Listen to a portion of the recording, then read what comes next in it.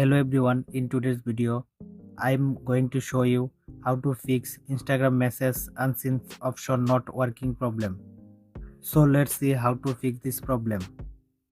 For fix this problem, first of all go to Play Store, tap on search bar, search for Instagram.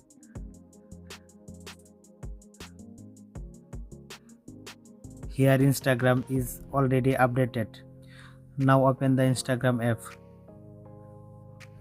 Tap on profile icon and tap on three-line menu. Scroll down. Go to help.